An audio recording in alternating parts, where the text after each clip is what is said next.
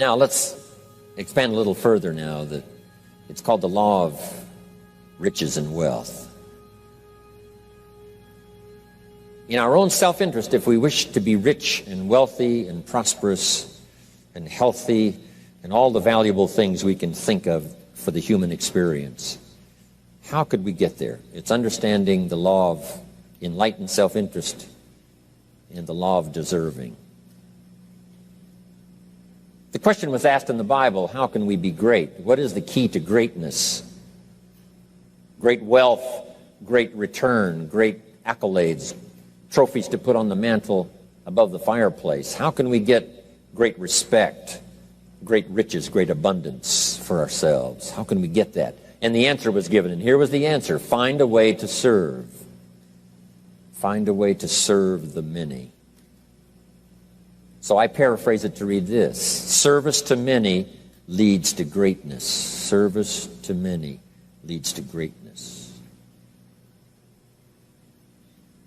Someone says, well, about the best I can do is take care of myself. That's okay. Self-care, has its own reward, but it's very limited. Somebody says, I can't be worried about other people's problems. I got enough problems of my own. That's okay. Self-defense is okay. Self-preservation is okay, but it has a very limited reward. If you wish to change that into abundance and prosperity and uniqueness, then here's what you must do. Help solve other people's problems. Help find answers for someone else, not just for yourself, but for someone else. And in that kind of service, you now begin the process of greatness.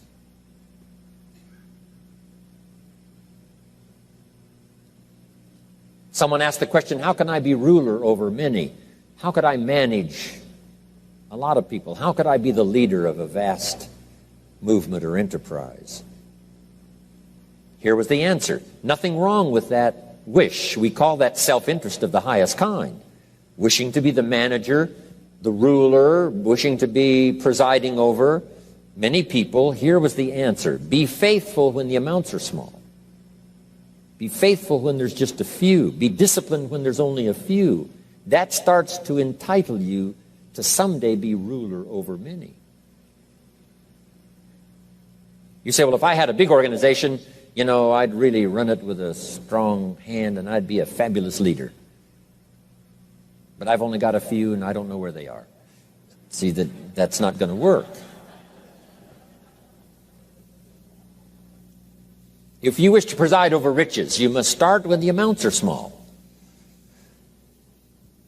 Someone says, if I had a fortune, I'd really take good care of it, but I've only got a paycheck, I don't know where it goes.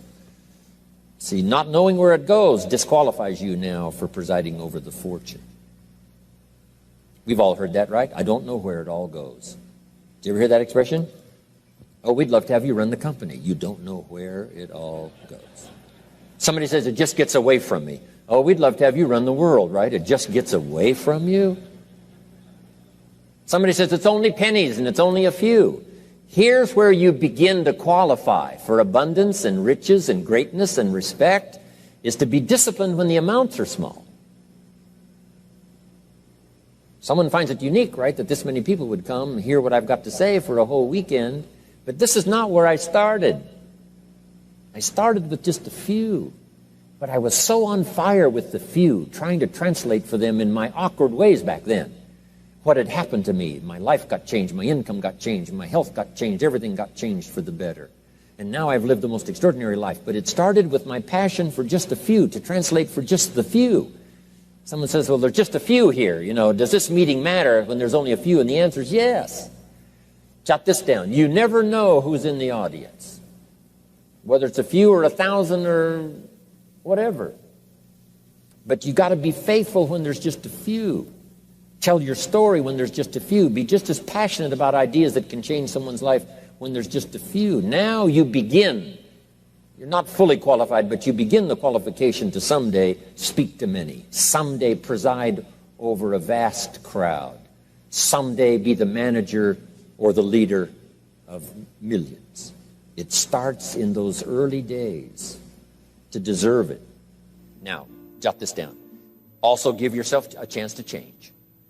Some things I held on to that I thought this was it, this was it. I'm telling you, after a while I gave it up, found out it wasn't it.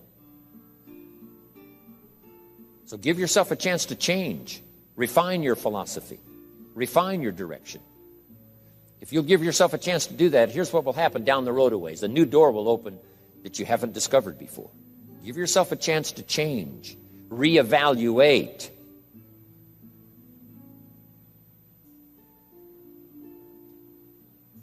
Okay. So let your library be a testimonial of your dedicated interest in accelerated personal development, that you will read whatever you have to read, you will hear whatever you must hear, and you will watch and see whatever you must see in order to make your life refined and worthwhile and achieve all of your purposes. That's what I want this stopping station to be these 3 days. Just to come here and sit for a while and listen and ponder and take notes and work hard and see if you can't absorb, get all that you possibly can here so that it will start to refine your life even before you get on an airplane and fly back to wherever you came from, before you get in your car and drive away. What we share with you here, with all the rest that you've learned, this will be a catalyst to start a process even before you get home that'll start working for you. Some of you are going to set some goals. We're going to do the workshop tomorrow, designing the next 10 years. Hopefully you'll come up with some new promises, some new objectives, some new ideas. And by the time we're finished here, these 2-3 days, I'm telling you, you'll see yourself able to accomplish 2 times, 3 times, 5 times more than you ever thought was possible, which will make this cost of this seminar a small price to pay.